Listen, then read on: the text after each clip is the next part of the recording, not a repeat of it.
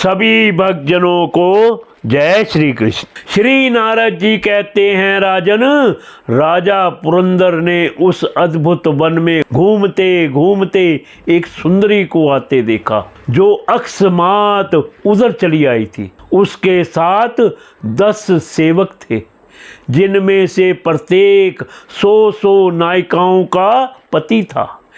एक 5 फन वाला सांप उसका द्वारपाल था, वही उसकी सब ओर से रक्षा करता था।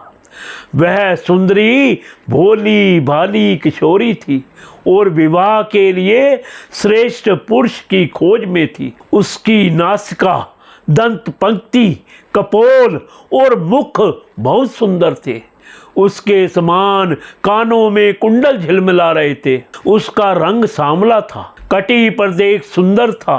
वह पीले रंग की साड़ी और सोने की करदनी पहने हुए थी तथा चलते समय चरणों से नुपुरों की झनकार करती जाती थी। अधिक क्या, वह साक्षात कोई देवी सी जान पड़ती थी।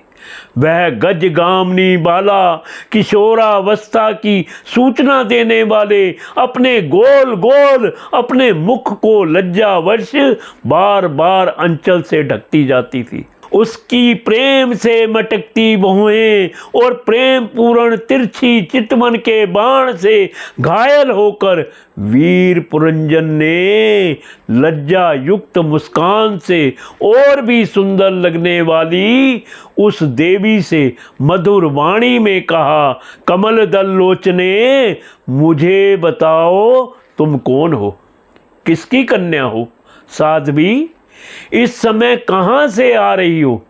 भीरू, इस पुरी के समीप तुम क्या करना चाहती हो? सुबह तुम्हारे साथ इस 11वें महान शूरवीर से संचालित ये 10 सेवक कौन हैं?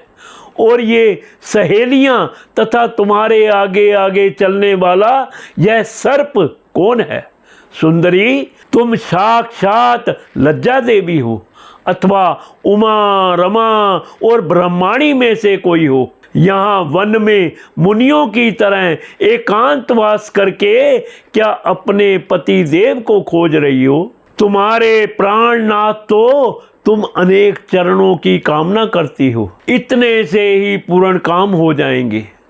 अच्छा, यदि तुम साक्षात कमला देवी हो तो तुम्हारे हाथ का क्रीड़ा कमल कहाँ गिर गया? सुबह गए? तुम इनमें से तो कोई हो नहीं, क्योंकि तुम्हारे चरण पृथ्वी का स्पर्श कर रहे हैं।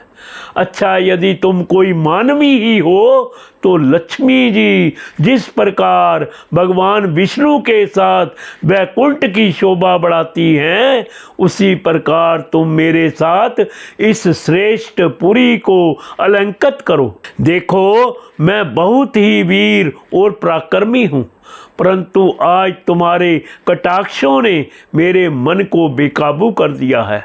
तुम्हारी लजीली और रतिभाव से भरी मुस्कान के साथ भौहों के सकते पाकर वह शक्तिशाली कामदेव मुझे पीड़ित कर रहा है। इसलिए सुंदरी, अब तुम्हें मुझ पर कृपा करनी चाहिए। शुचि सिमते, सुंदर भौहें और सुधर नेत्रों से सुशोभित तुम्हारा मुखारविंद इन लंबी लंबी काली अलकावलियों से घिरा हुआ है। तुम्हारे मुख से निकले हुए वाक्य बड़े ही मीठे और मन हरने वाले हैं, परंतु वह मुख तो लाज के मारे मेरी ओर होता ही नहीं। जरा ऊंचा करके अपने उस सुंदर मुखड़े का मुझे दर्शन तो कराओ।